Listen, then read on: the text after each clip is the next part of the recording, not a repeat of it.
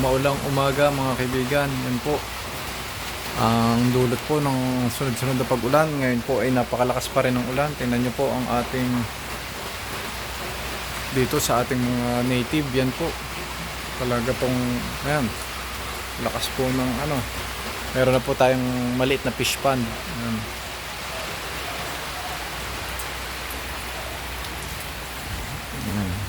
Ayan. At yan po makikita nyo. Yan, dumadaloy po dito. Ang lakas po ng daloy. Dito po tayo dumadaan. Yan. Ano po, oh. Diyan po dumadaan yung tubig. Yun, oh. Yan po. Yan. Galing po dun sa taas. Kaya yan po. Buti na lang po at mataas po yung hapunan ng ating mga alaga. Ayan, makikita nyo hindi po sila bumababa. At tama-tama po, nakapagpakain po tayo kanina habang medyo ambon-ambon lang po. Ito po talaga yung problema pag tag-ulan. Malapit sa sakit ang ating mga manok. Kaya patibayan po ng resistensya at dapat po ay healthy talaga para hindi po madisgrasya. At ngayon nga po ay nawala na po ng kuryente dito sa amin dahil wala pong tigil ang ulan simula pa po kagabi.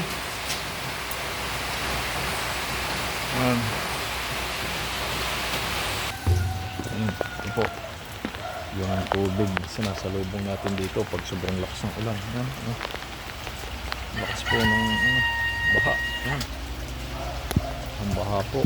Kaya yan, kita nyo taas ng tubig. Dito po yung galing sa ating manukan at syempre dito sa taas. Yan. Kaya po nagawa tayo ng kanal dito. Yan. Dito po yung galing sa ating kapitbahay.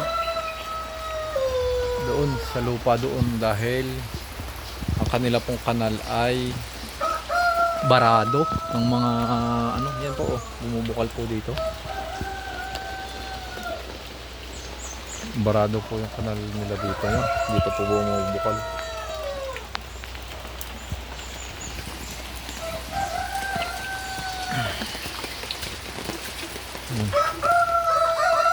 Ito po. Yan. Itik yan, ah. Dito. Kita nyo pati dito. Yan po, oh. Makita nyo. Yan, lumalabas sa pader. Lumalabas po sa pader. Tumutulo. Yan. Kaya po lagi pong putik dito.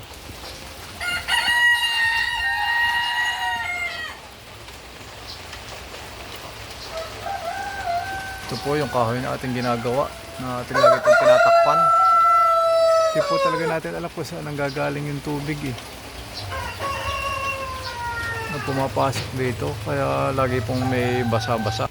Yan po, makikita nyo po, nilagyan po natin ang kanal itong palibot ng ating isang scratch pen. Yan, ayan po, palibot po ng kanal yung ating ano.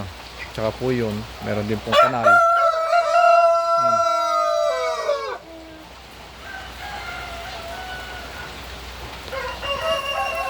Yan po. Ito po talaga mahirap pagka bagyuhan. Pag panahon po ng bagyuhan talaga pong yan ang nangyayari sa ating manukan. Buti na lang po at wala naman po tayong ibang problema dito. Kita nyo po, yan po ay mga tulo-tulo na. Yan, meron na naman po tumutulo dito. Kailangan po natin itong ayusin. Yan.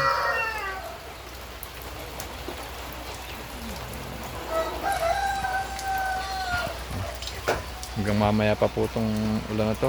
Quick update lang po tayo. Pinakita ko lang po sa inyo kung ano nangyayari dito sa ating manukan pagka malakas ang ulan. Yan po ang nangyayari. May bukal po ng tubig. So ingat po ang lahat. At sabi po nila umalis na po ang bagyo, pero dito po sa amin ay parang ngayon pala po nagsisimula ang bagyo. lumikas na po kayo kung bumabaha po dyan sa inyo. Dasal po tayo lagi. Keep safe po. God bless.